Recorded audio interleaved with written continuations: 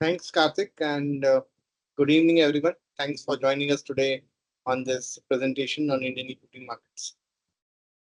It's been some time now that markets have been in a great mood, especially since April 23, and we have been constantly getting questions as to what to do with the markets. Should we invest further? Should we wait? Should we wait for a better entry price? Should we stagger?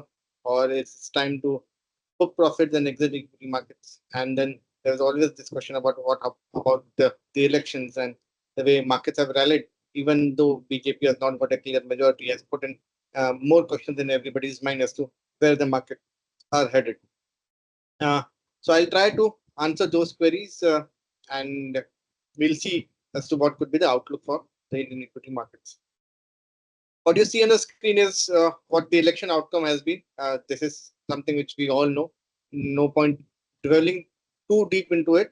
But the key point here is what you see on the screen. What the fear was that since the BJP has not got a very clear majority and it's a coalition government, what would be the stability of the government, and more importantly, what can be the consistency and the continuity of the policy and the reforms Modi wants to get into the country. As you see, the cabinet is the same as what it was in Modi 2.0. Modi 3.0 is also almost the same, and hence we feel there will be continuous continuity in the policy making at the government. Now, in this, what could be the hiccups? I don't feel there would be any major hiccups because the coalition which has got formed was a pre-poll alliance. It is not a post-poll alliance that people have come in with some different intentions or they have come in with a different agenda, right? Since this was a coalition formed earlier, the election outcome, I feel this is going to stay. And it's a very small number of seats that the BJP needs to secure a complete majority. The people who are helping the BJP government right now also understand that. In case they choose to walk out, there could always be any other regional party who would be opportunistic to come and support the BJP government, or in fact, not just support, come and join and be part of the BJP. Something like that can also happen. So this is something which the market is taken conscious of after the sharp correction that we got once the poll outcomes came in. Markets has bounced back. It has recovered all the losses, and it is predominantly because of this reason that the government is the same. There would be continuity, and this is something which is very important for equity markets. Now, having said that, election is behind us. What should be the outlook going ahead? So, frankly speaking, we were also a bit surprised the way markets have behaved because FIs have been continuously selling. At the same time, domestic liquidity has been pretty strong. The markets behaved as if Modi has got 500 plus seats. We all knew that if Modi wouldn't have three elections, if Modi wouldn't have got 400 seats, even if he had got 350 seats, nobody would have come and sold just because he got a few seats. But at the same time, there was always this chance that there could be some profit booking in the markets because Modi's coming back was a consensus view in the market. It was not a surprise anymore. And hence, we felt that there is a possibility of profit booking, but that has also not happened yet. So markets just took a one-day beating and then has recovered pretty strongly post that. And that is something, in a way, is encouraging also that the Indian equity investors have taken this on their stride. And in spite of high selling, we see good amount of institutional as well as retail participant coming in, and that is held on to the markets.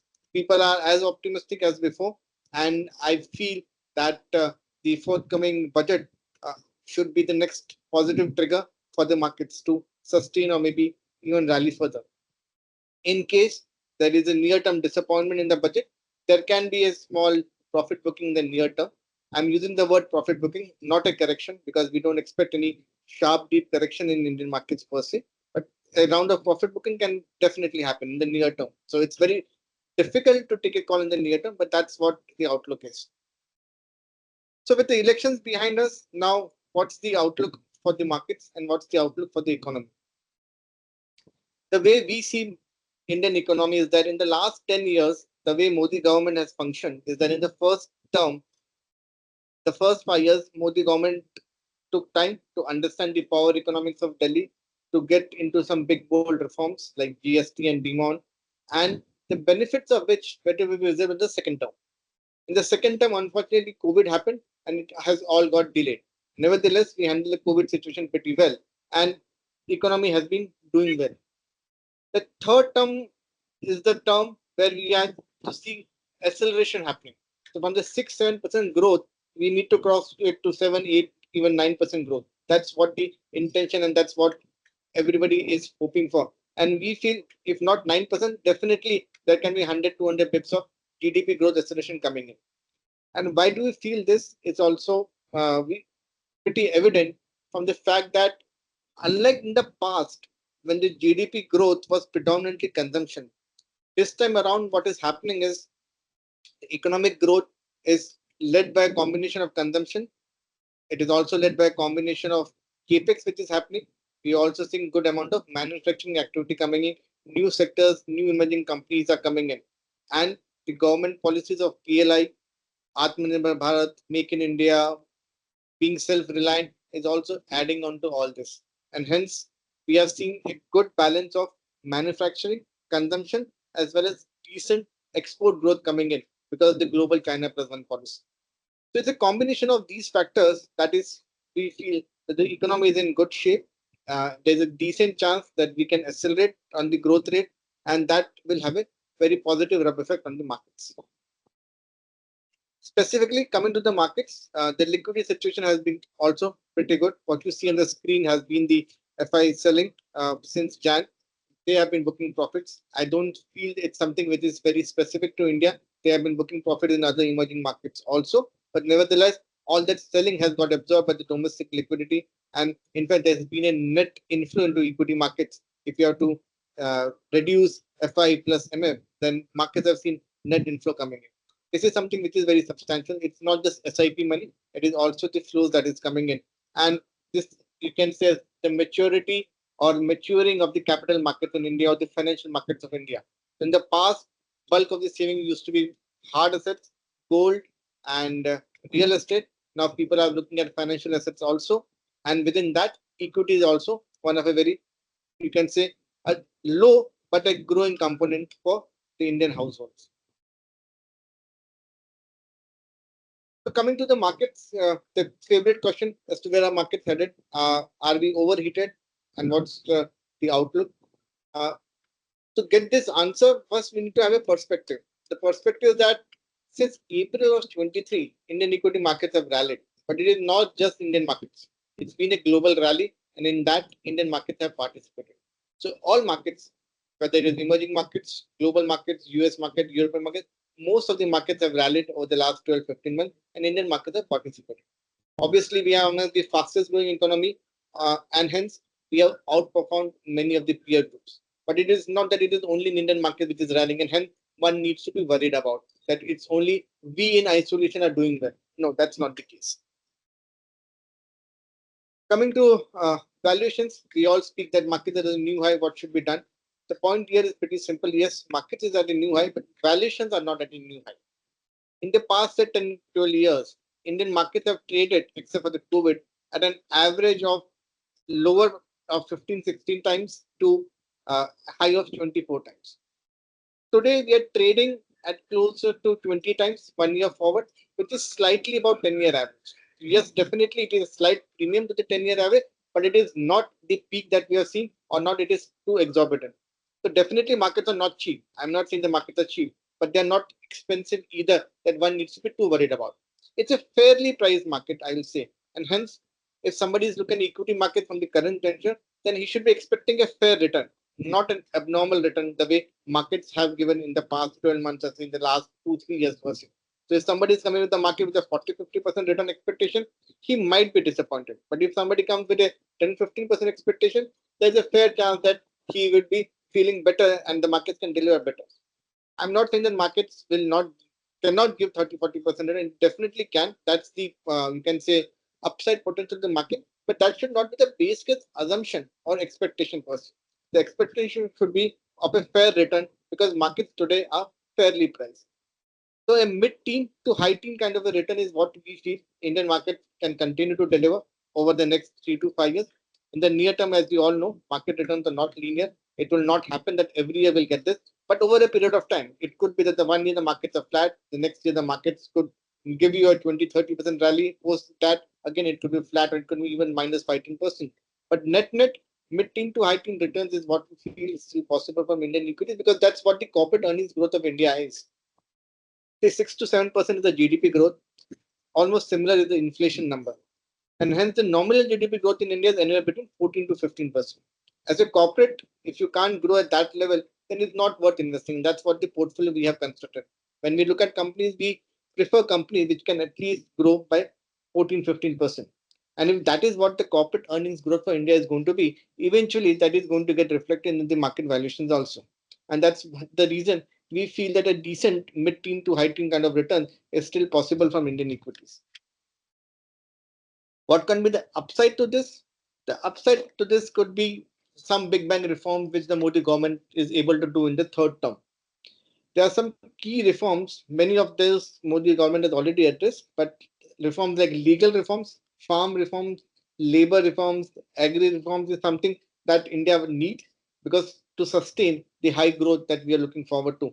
And any progress on any of these fronts would be a good catalyst for the markets to look forward to. And that is what something uh, the markets are hopeful for. And if something that happens, then the return from equity markets could be even higher. And that is frankly what the excitement of equity market is all about. It's all about possibilities. It's all about options. And that's what the Indian equity markets currently presents. Now, while we are slightly above, you can say 10-year average, that's broadly what the market is. But there are various sectors that have done well and today trade at a premium. At the same time, there are various sectors today which don't trade at a premium or are trading at levels which they have been trading over the past several years. So what you see on the screen is the sectoral valuations. So instead of taking a broad view or a blanket with the market is overvalued or market is fairly priced, we have to look at sector specific opportunities also. And that is what we do at Abakkus. We have a bottoms up approach towards Indian market. And instead of taking a blanket view that we are fairly priced, we also look at sector specific opportunities. For example, what you see is consumers. Consumers are today trading at closer to the 10-year average. So is the case with IT services, slight premium towards it. But at the same time, utilities. Last 12 months, utility companies have done well. And today, they trade at a significant premium to the 10-year average. And so is the case with, say, metals and mining. Pharma is still decently priced. So you have to pick and choose. What you see here is autos. Autos is closer to its average. Capital goods, it's at a multi-year high. One needs to be pretty careful if you have to aggressively add new positions into this sector. Staples, similar there. Private banks, the BFSI segment is still below 10-year average. And this is what the biggest opportunity we feel is, where the financial market or the financial companies can get re-rated over the next 1 to 2 years. And hence, there's always going to be some opportunity in the market which one can capitalize upon. So one should not be taking just a broad view that markets are overvalued or undervalued. Within that, there is always going to be some opportunities where stocks or sectors can do well. And this is where you can say we should be capitalized on. On the economic front, I'm pretty comfortable the way things are, because if you see most of the high frequency numbers, then you will see that uh, Indian government has taken the right steps to handle it. And on the inflation also, we are pretty comfortable. The WPI inflation is almost flattish. The CPI is closer to 5%, which is not a very worrying figure per se. And hence, it's a fair possibility that uh, once we see rate cuts globally, which is pretty likely over the next 3 to 6 months, Indian markets or Indian RBI also will come in and have at least one base case, you can say, uh, rate cut happening in. We'll not see a very big rate cuts happening in India, because rates in India have not risen the way they have risen in US markets. In the US markets, interest rates went to zero. From zero, they went to a high of 4. And hence, they always have this option that 4 can correct down to 3, which will be 100 bips of rate cuts. But in India, the rates bottomed out around 6.5, 7%, went to a high of 8.5. From 8.5, it can correct maybe another 25 or 50 pips. But that is going to be enough catalyst for the markets and even for the economy. And that's the reason we have decent buffer with us to stimulate or further stimulate the economy that we're currently facing. Another point that I would like to highlight, and something that we have been regularly asked about, especially in the last few months, is that mid cap versus large caps. Clearly, over the last 12 months, mid caps have done significantly better. The index itself is up more than 40-45%. Individual stocks would be up anywhere between 50-100%, in some cases, even more than that. And hence, now the question is, what should one do? Whether should one stay invested in mid caps, add further exposure, or switch towards large caps? The way we see this opportunity is that it's easier to call for this mean reversion trade, that mid caps have not done well. Mid caps have done well, large caps have not done well, and hence it is always better that there is going to be a mean reversion. I think there is a echo. Hold on.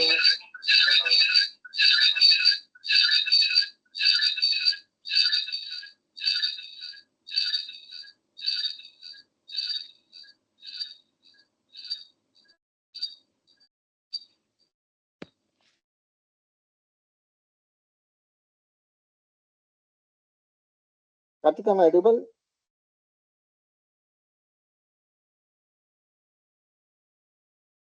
Hello. Karthik, am I audible now? Yes, I can see you, Aman, and hear you as well. But your video is now not visible. I can hear you, but your video is blank. Participant, sorry for the technical issue. We're just relogging in.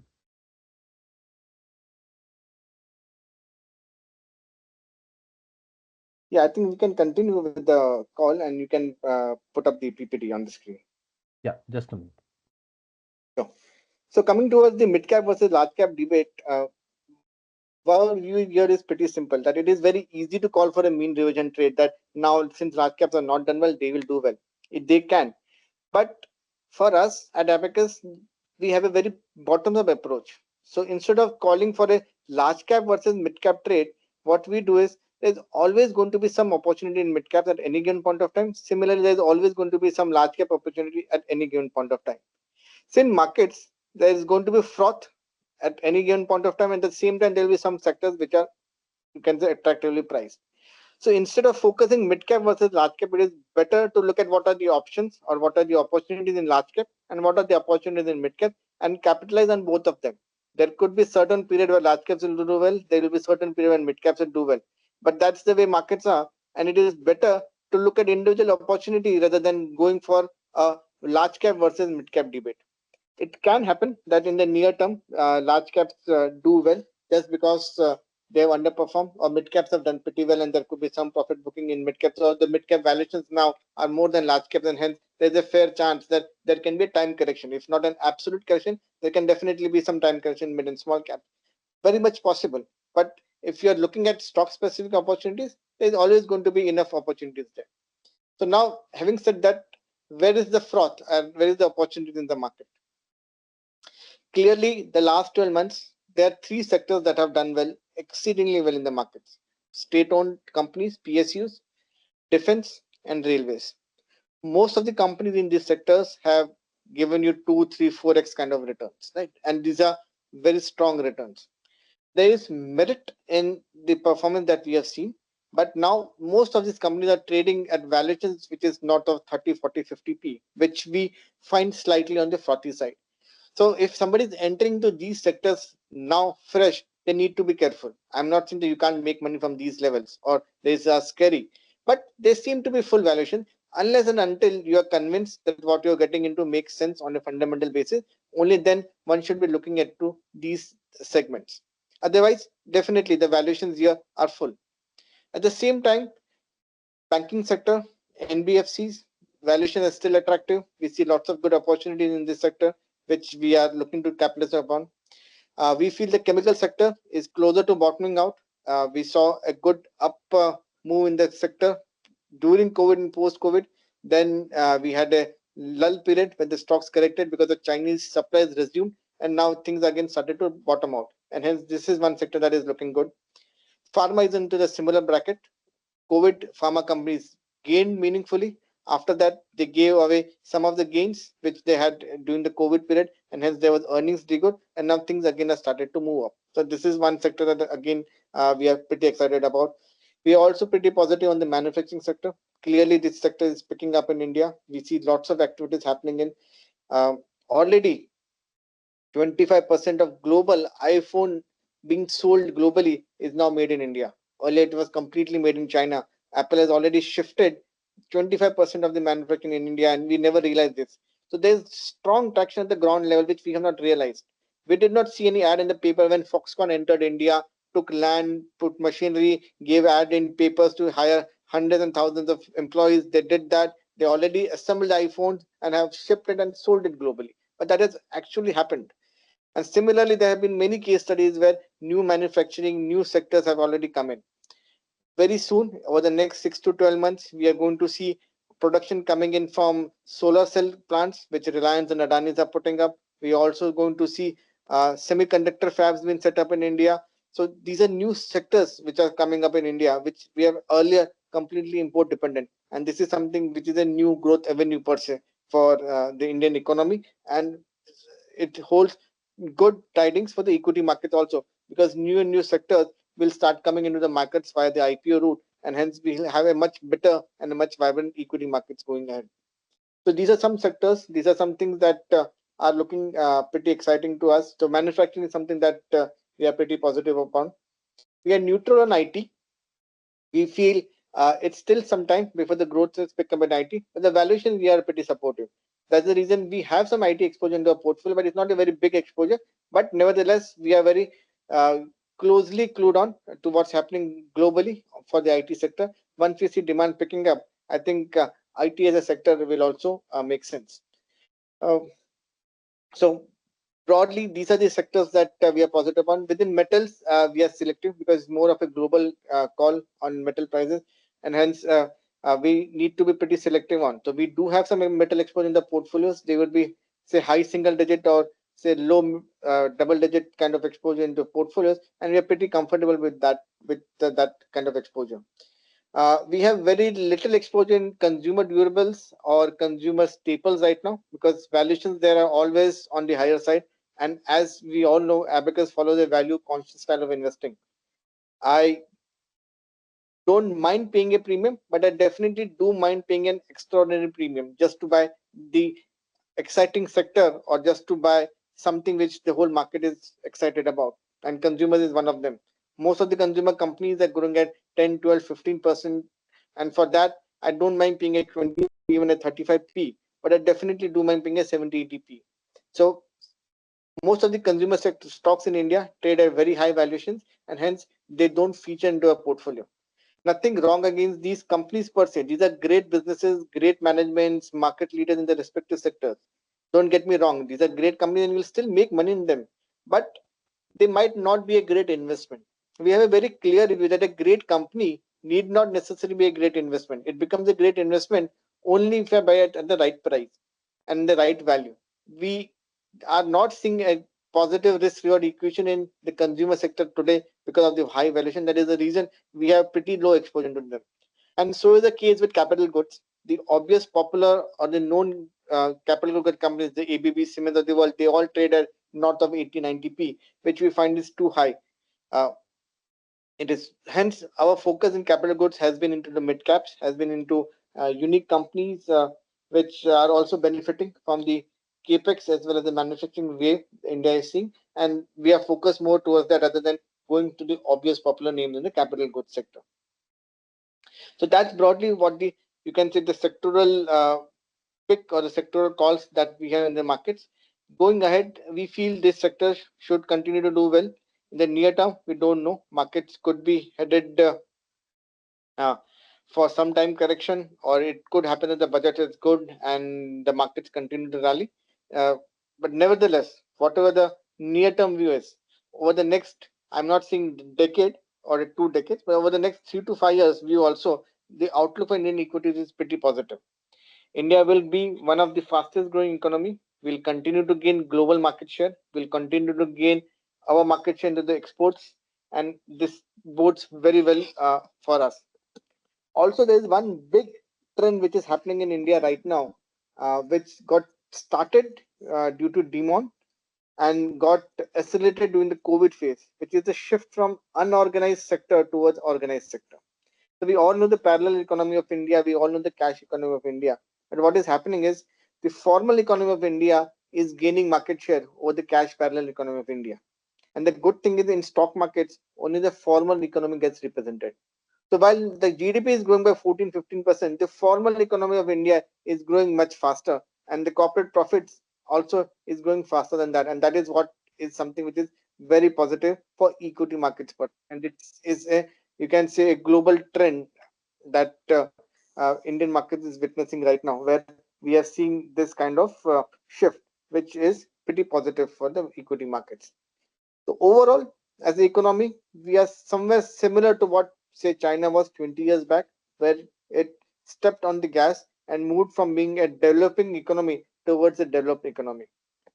India today is in that same boat, but at the same time, what took 20 years for China to do, we feel India can do faster. Obviously, we'll need support from the government for the right policies, but it can happen faster. And the reason it can happen faster is because of the digital drive.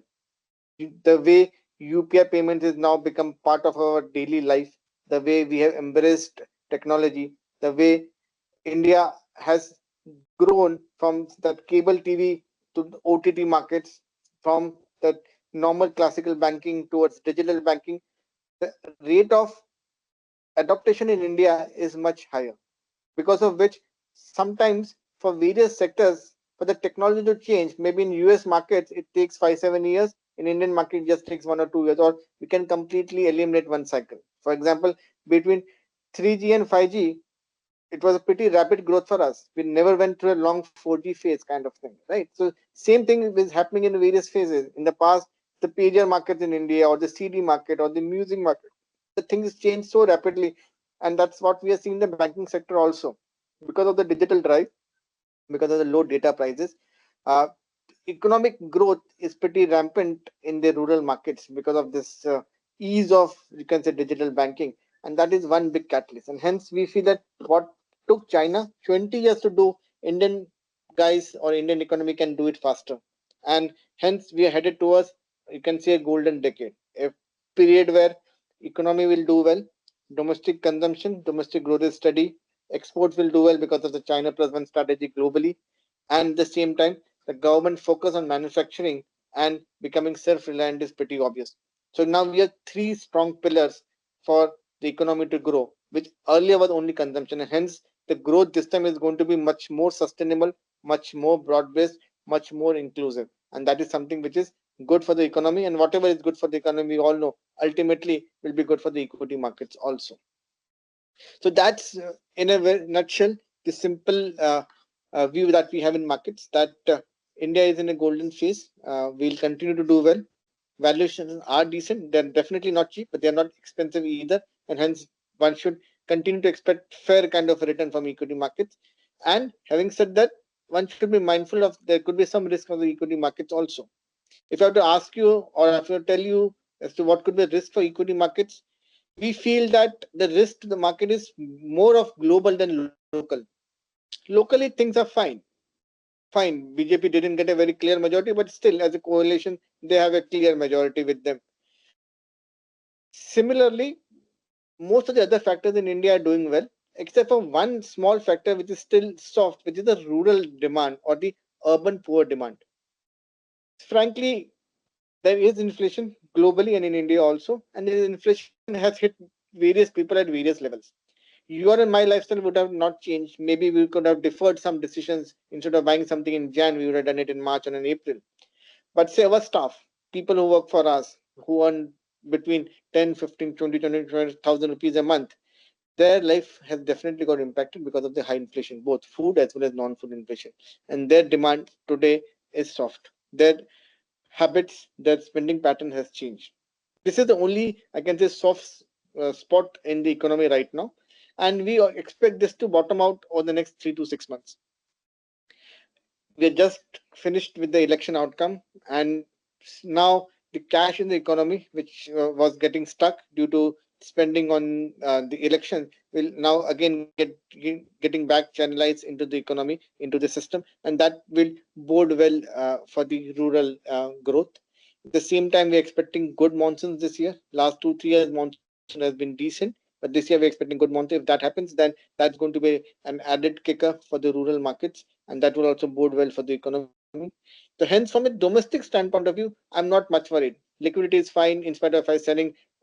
As investors, we have matured ourselves and we continue to invest. So that is also something which is good. So predominantly the risk to Indian markets is global.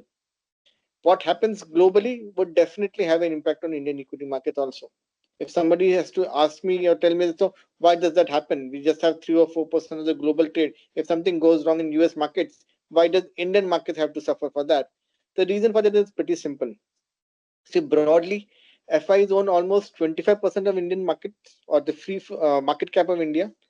So if the market cap of India is 100, 50 of this market cap is owned by the government of India, the promoters, the big promoters, the Azim Premji or the Mukesh Ambanis of this world, and the government of India. So, and they don't trade on a daily basis. So effectively, what is the free float of India? The free float of India is only that 50. The 50% is the free float. After this, 25% is FI ownership, which is 50% market share. So FIs have 50% market share of the free float of India, and the balance 50% is owned by all else put together, which is your mutual funds, your HNIs, your retail, your insurance companies, and so forth. Everybody put together are equivalent to what a single cumulative FI ownership in India is, and hence they have a significant market share. On a trade basis, India is not big, but from a liquidity or from a FI inflow perspective, we are seeing decent influence in equity markets. So if something goes wrong in global markets, both sentiment as well as liquidity impact of that will be visible in Indian markets also. And this can have near-term volatility if something goes wrong globally. What can go wrong globally? Nobody knows. It is going to be always a surprise, the way it happened with CSFB more than a year back, or with the regional banking crisis the US saw, or the way we saw the Russia crisis, and very recently the Israel crisis. These are all shocks and surprises. But the good thing is, not just India, global market itself took it by the stride. There is a near-term volatility, but then markets continue with their direction. And this is something that we expect to happen in the near future also. There could be some surprises, there could be near-term volatility, but market should take it on its stride, is what we feel. US is headed for election, so we are done with election, but in November, US will go for polls. If there's any surprise there, a negative surprise, or there's a change of any policy with the new government coming in, this could be a potential impact on equity markets, and we can have a near-term impact there. There are certain economists which believe that oil is headed higher. It is headed for 100 plus, and there is going to be shortage of oil. We are not in that camp, but for some reason, whether it is uh, liquidity driven reason or a practical reason, if oil has to head it higher, there can be near term impact on Indian markets also. Though today we are less dependent on oil the way we were in the past. In the past, oil was the largest import bill, but with the ethanol policy coming in, where we already achieved 10% blending and we headed towards 20% blending, plus the way we are setting up solar parks and renewable energy, our dependence on oil is gradually decreasing. And at the same time, the software export revenues is rising. So today, my software export revenues is matching my oil import bill, and hence I'm in a pretty comfortable state than what it was in the past, maybe 5 years back, or even 10 years back, or even 15 years back. Today, on the oil front, which India's economy is very comfortable place in that sense, and hence we don't see a very big impact if oil continues to rally. But yeah, near term there can be a sentimental dampener there. Geopolitics, we all know, we can't time it. It's always going to be a surprise. Nobody can predict it. Nobody will be able to uh, plan for it. You have to be reactive. You have to be uh, responsive to what happens globally on the geopolitical front. But nevertheless, the neighbors that we have economically are in a bad shape, and hence we don't see much of a risk happening on this front either. So, bearing the global shocks, I feel there's not much of risk to the markets. They can get heated in the near term. There could be certain sectors which can get heated in the near term. That's part of the markets. If you see the last two decades, there's always been some theme, or there's always some sector in the market which are doing very well, where valuations go out of hand for a certain period of time, and then some new sector emerges. 20 years back, Y2K era, IT companies was doing very well. They used to trade at 70, 80 multiples. Then there was a time when pharma companies did well. There was a time when MNC companies did well. There was also a time when utility companies or coal companies were doing well before the coal scam broke out. A few years back, IPO market was vibrant when we saw new age economy companies getting listed, Zomato's, Paytm, Nikes of this world. That was the craze that time. Last 12 months, it has been defense, it has been railways, and maybe next time around in the next 6 months or the next year, something else will happen. So there's always something where the market is glued on, where the market is excited about. One should be mindful of these sectors, these companies, avoid getting into a trap. But at the same time, there's always going to be something which is much more comfortably priced. And that is where our focus today lies at. And that's been the case always. And that is something that has helped us over the last 5 years. So it's been 5 years since Abakkus has been formed. And we have had a decent alpha generation over this period. And that has come in because of our approach towards market in a value conscious style of investing. So while I'm not a pure value investor, that I'd go ahead and buy a 5p stock or 5% dividend yield stock. But at the same time, I'm value conscious. I just don't want to blindly buy a 50, 70, 80, 90p stock just because you're part of the benchmark. We don't follow the benchmark style of investing. For us, it's always a bottom up approach. And that is the reason also my portfolio looks very different from other portfolios or the competitor portfolios. And my returns, though consistent, will not be tracking what the benchmark is because we follow a very differentiated benchmark style of investing. What you see on the screen right now is the all cap approach that we have, which is a combination of large caps and mid caps. And on the right hand side, you will see the top 10 holdings of this portfolio. These are known names, but these are not the obvious popular names, right? So there is no lever, there is no ITC, there is no Infi, there is no TCS in this portfolio or Bajaj Finance or a Page Industries. Right? These are great companies, but priced to perfection. Hence, we have a slightly different kind of a portfolio where we feel there's a decent chance of P re-rating also, which will help us in the overall returns that we want. And that's the approach that we have. As we speak today, this portfolio is evenly balanced. 50-55% is my large cap exposure, almost 40% is my mid cap exposure, and we have a small tactical cash and a small cap exposure in this. Coming to the next strategy that we have, which is a dedicated mid and small cap portfolio that we have. Here also you see it's a fairly diversified portfolio across sectors, and here also the top 10 holding which is on your screen are very different names. These are not they are known names, but not the obvious popular names, and hence my portfolio is always different than others, and it's different for a reason. It's not just because I like being different. It is because I don't want to blindly buy something which the whole world has been buying. There's no fun in that because most of the times they get evenly priced. But at the same time, if there's a leader, if there's a good company, decently priced, I'm more than happy to consider that company into the portfolio. This is what the portfolio composition is. Predominantly, you can say mid cap holding with a combination of small caps.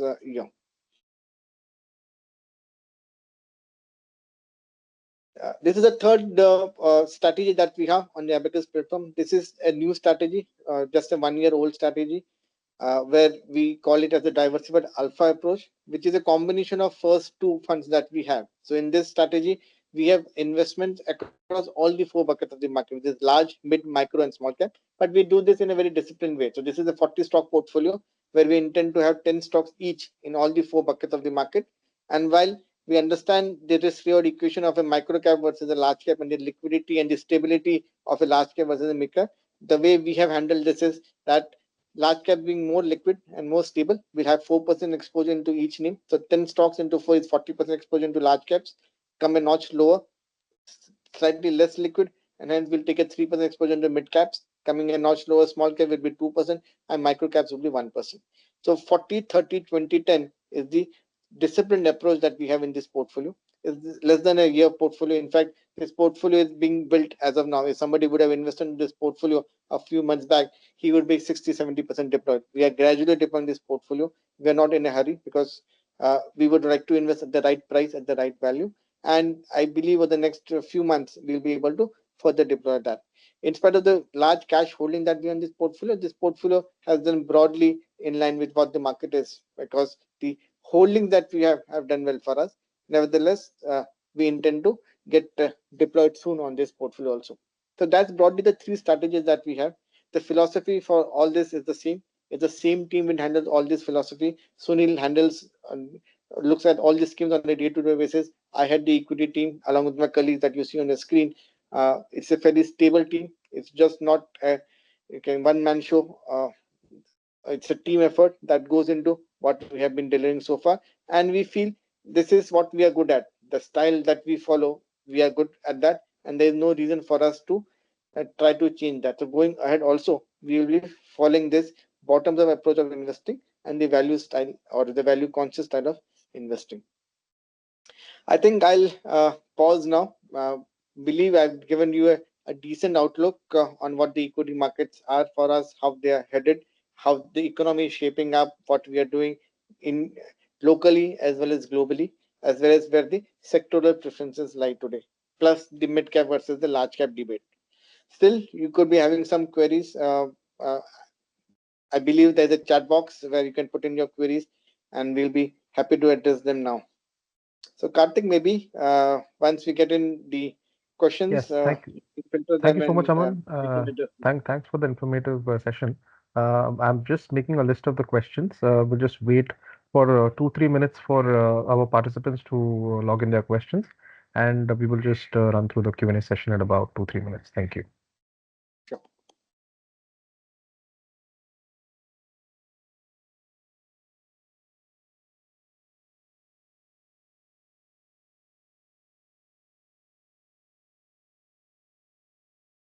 Soman, I'll just start off with the Q&A. The first question is one of the participants seeks your view on the US dollar weakness going forward, and should the Indian investors investing in the Indian markets be worried about this at all?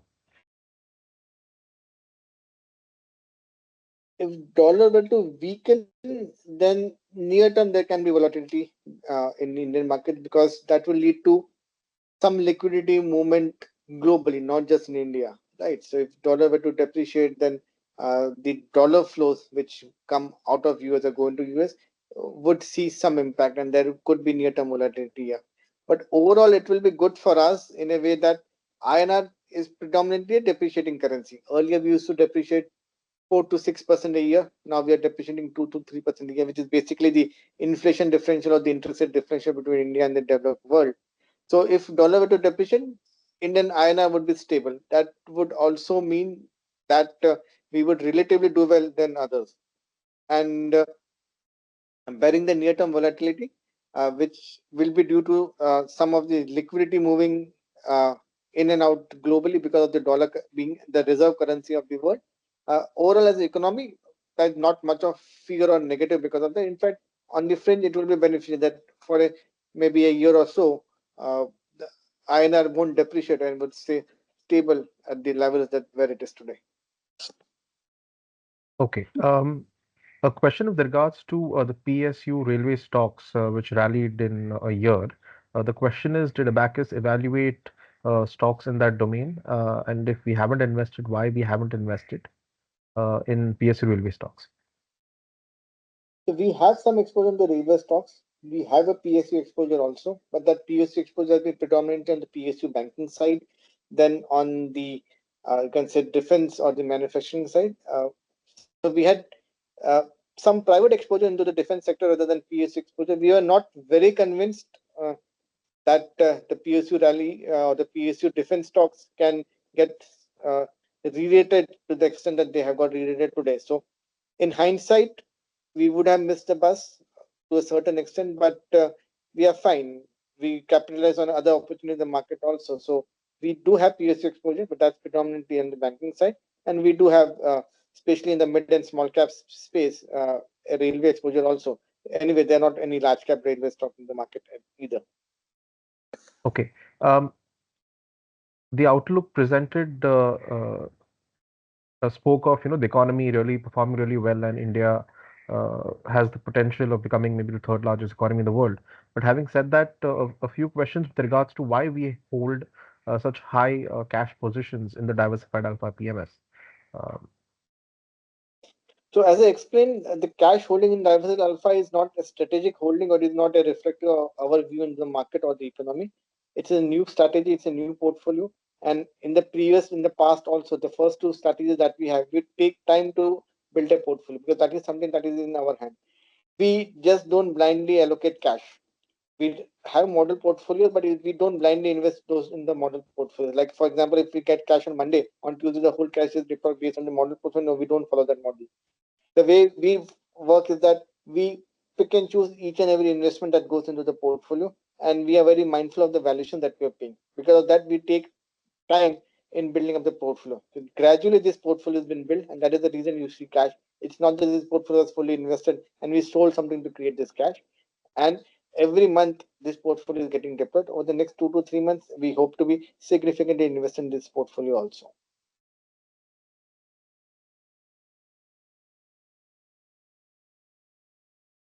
Thank you, Aman. One question with regards to an impending recession that is expected to hit the United States, and given that they are heading for their polls later this year, would there be any sort of an impact on the Indian domestic equities? The recession in US is long overdue, if one has to believe economists, and but that has not happened.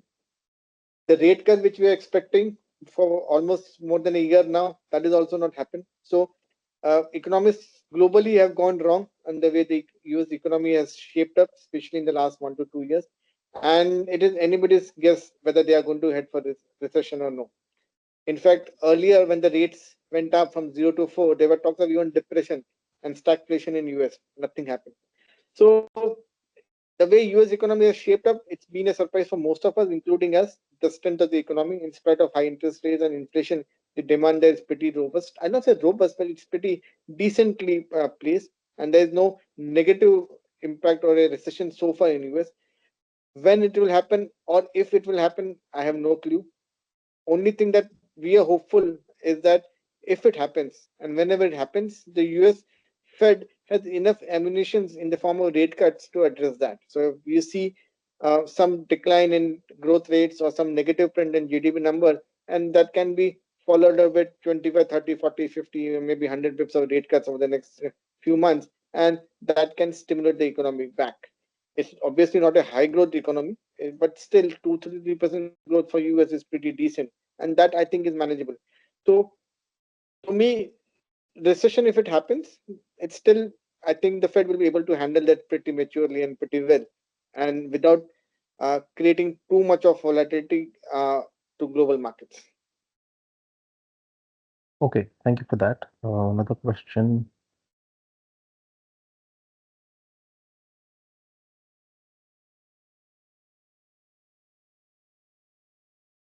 With regards to infrastructure, what is your outlook maybe for the next 3 to 5 years?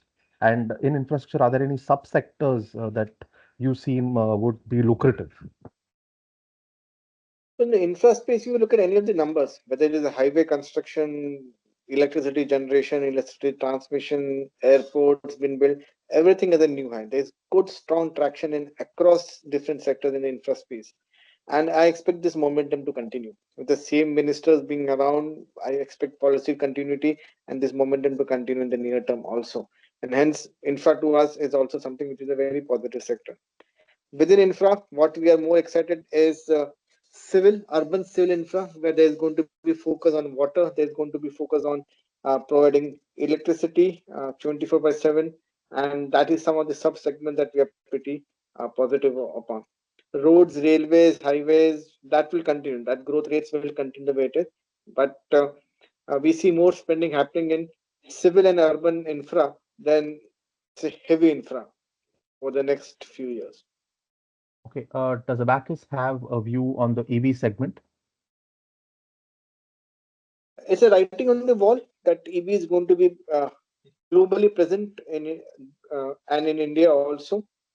How soon that transformation happen is something that people debate upon. Nobody debates whether EV is going to be there or no. It's given that EV is going to be there.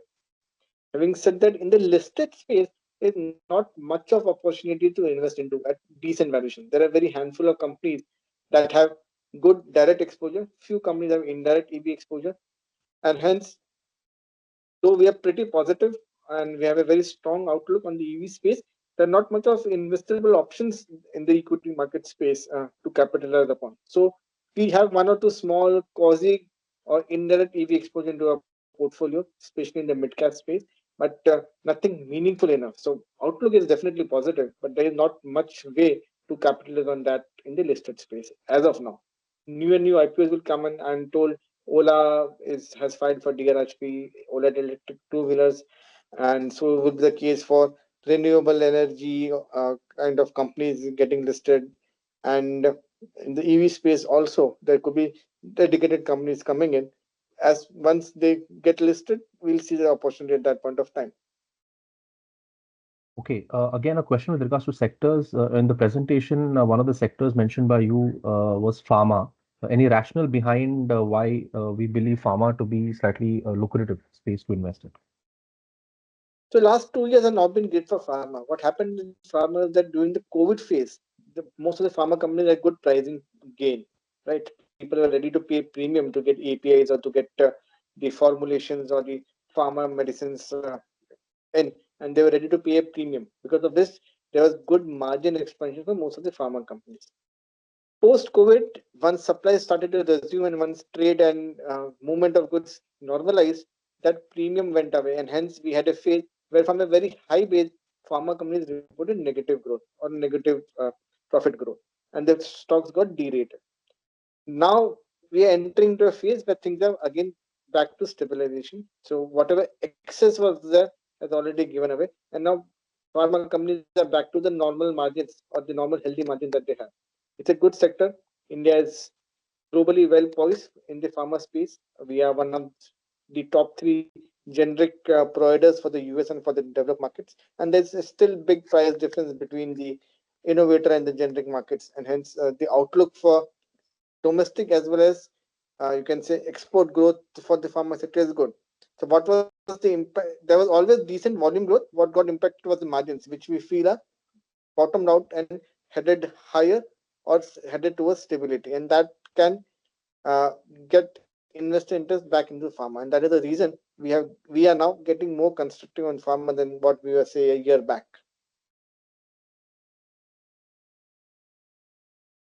Okay. Um, as a fund house, does Abacus book losses on a few stocks, or do we prefer to wait and see how they perform in the short term and then take a decision? I'm glad this question got asked. In fact, we do have a very clear policy. We have a 6-month review period wherein if a certain stock or a certain company is not performing uh, as per what our expectation is, either on the price front or on the fundamental financial performance front, then we would like to take a call on that company. The first thing to assess would be what is the reason for the underperformance. Is it a global reason? It is a local reason? It is the company management or something that is permanent or something that it is temporary. Uh, if we have if we feel the recent underperformance is due to reasons which that is temporary in nature, we tend to hold on to the stock. If we feel that it's a permanent damage due to maybe a government policy or a global change or something fundamentally wrong with the way management is running the company, then we prefer to bite the bullet and get out of the stock and use that cash more judiciously somewhere else. The reason we have a 6-month review period is because we don't want to get into the hope trap. See, India is a growing economy. So what happens is that because of this tailwind of growth, many times we get into this hope trap. What happens is, say, in the first half, the sales targets have not been met, or what you thought has not happened. What do you tend to say? Oh, the first half has not been so good. The second half will be better. In the second half, if things don't meet, you say, oh, this year has not been so good, but the next year will be better. And the hope goes on. And eventually, someday, something will catch up because there's a natural tailwind of economic growth in India. But you don't want to get into this hope story. We invest in the company with a very clear view as to what the outlook for this company should be, what we are expecting.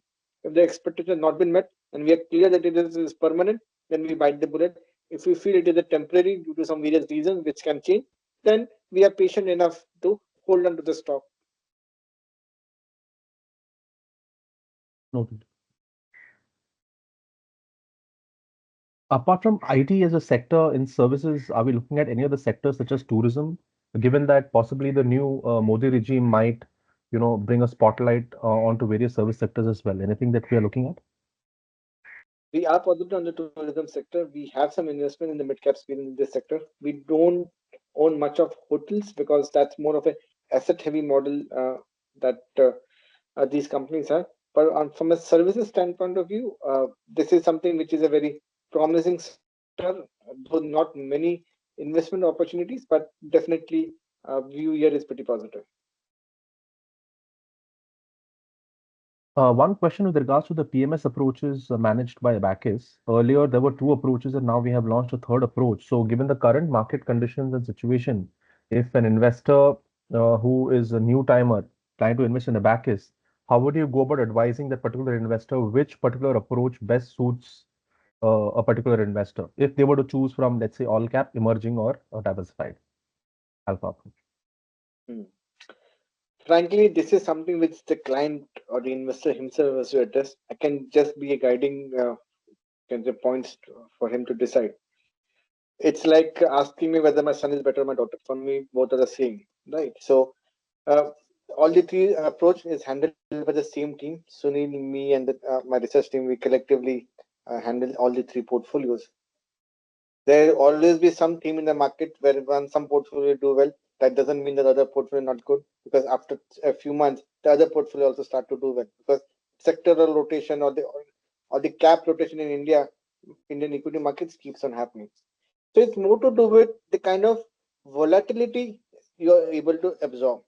We all know that mid caps have more potential than large cap because these are smaller companies from a smaller base, they can grow faster, and there's always a chance of PE rating. In India, the vibrant market, 6,000 listed companies, almost out of that 1,000 companies are mid cap companies which are worth investing also, right? So that's the vibrancy of Indian markets. And these companies over a period of time can give you a better return than versus large cap, because just by maths, they can grow faster. But at the same time, these are less liquid, more volatile. So if somebody has the stomach and somebody has the patience to hold on over a 3 to 5 year period, then mid caps has the potential to deliver better return than large caps. But if somebody wants a balanced view, then the Abacus all cap diversified approach is the right fit, because that invests in all the four buckets of the market: there's large, mid, micro, and small caps. So it gives you a decent balance of all the four segments of this market. So it's up to the investor to decide as to what suits him. Ultimately, the investor will stay in this market in something that he's much more comfortable with. Just because in the past return you get into mid caps and you're not comfortable with the volatility the mid cap sector offers, then very soon you will get discomfort and you will exit the markets. Ultimately, we all know that the return is dependent on how much long you stay invested in this market. But if you're comfortable with mid caps and the volatility doesn't hurt you when you stay invested for a longer period of time, the same mid cap will give you a much better return. But if you have a mindset that no, I need much more stability, and that will help me stay invested in this market for a longer period of time, then you should all go for an all cap approach, which has more of large caps, because that segment is very different. And that will also give you a return, definitely. That it will not give you a return. But if you're much more comfortable with that, then you tend to stay there longer. You will not easily panic. Equity markets are volatile. In the near term, it can correct, it can go up, it can go down. Nobody can predict that, right? So one needs to be pretty careful. It's not a bond market where returns are linear. So it depends on this client as to how is he able to address what is his temperament, what is his liquidity criteria, his constraints, his opportunities, and based on that, he should make this assessment. For me, all the three buckets are the same. But by maths, yes, if somebody has a longer time frame, mid and small caps definitely you can say has the potential to deliver a better return than a large cap. Okay, we'll just take the last two questions, Aman. One question that I commonly see amongst various participants is in the short term, which is maybe a month or up to 3 months, uh, the portfolios have slightly underperformed the benchmark. Do we have a rationale behind this? Yes, two things. One, we don't follow the benchmark style of investing. So when we build up a portfolio, we don't look at benchmark. We don't look at that Reliance is 10% of the index, and hence should I own 8% or 12% in my portfolio. So that underweight or overweight is not what we do at Abacus. We follow a pure bottom approach of investing. We'll invest only when we are convinced, and if we like a stock, we'll invest in that stock, irrespective of whether it is part of the index or what is the weight in the index. Because of this, the portfolio performance obviously would vary versus the benchmark, because it's not constructed keeping the benchmark in view. Having said that, over a period of time, this should deliver a decent alpha, only then it is meaningful. which so far we have been able to do so. In the near term, what could have happened, and in some cases it has happened, is that there has been sectoral rotations. What has done well has been PSUs, where we don't have a very high exposure. At the same time, in the last few years, we have done exceedingly well. We have delivered alpha in excess of 20, 30, 40%. And some of the stocks would be in the cooling period in the last few months. Like stocks have already done well. They're taking a breather. They're like recharging themselves. There is some time correction in some of the names that we have. And they're getting ready for the next upward, which can happen anytime in the next 3, 6, 9, 12 months, right? So these are the two reasons that has impacted the near term. One, it's a completely non-benchmark portfolio, and that in the past we have seen a decently sharp rally in our portfolio NAV, and there has been a strong alpha generation, and it's just a cooling period that we are facing right now.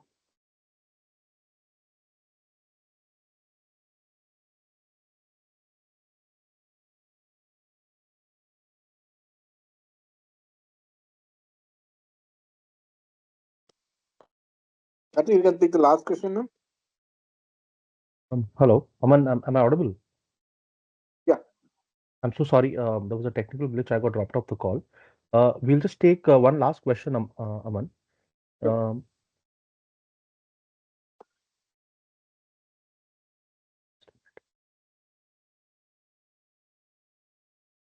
Um, one interesting question is, how do you expect or envisage India to be in the space of defense manufacturing, given the current government that has come to power in a coalition setup, and given that they have been around for the last decade or so. So going forward in the next 5 to 10 years, your views on defense manufacturing as a domain. Defense manufacturing in India is headed for a great time. Last few years have been good, and the coming decade or so, or maybe even next 2 decades, are going to be good for defense manufacturing for a simple reason that government has decided that it wants to reduce the import dependence, and they have formed the right policies for this. In the past, we had that offset clause for defense, and we had various policies, but that have not worked.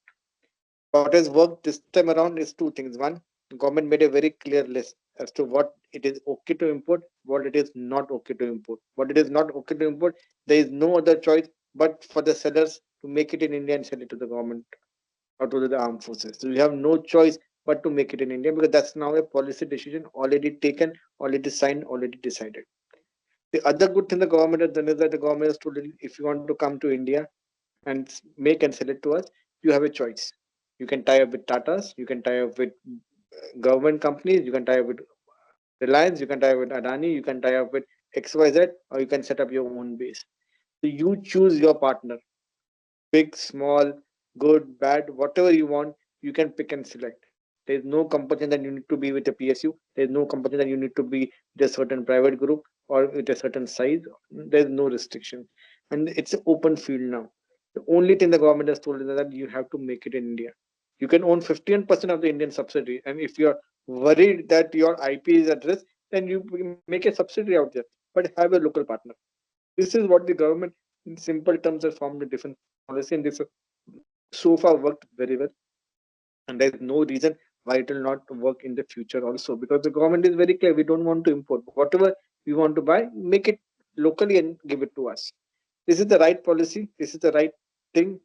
Globally, all sensible governments take this kind of decisions, this kind of policy, which the Indian government has now taken, and hence this sector is now opening up, right? So uh, we have already seen some of the large companies getting decent orders.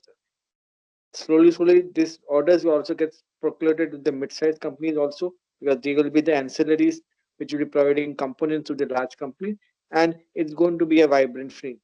And with the kind of neighbors that we have, I don't see that the India's defense budget is going to shrink.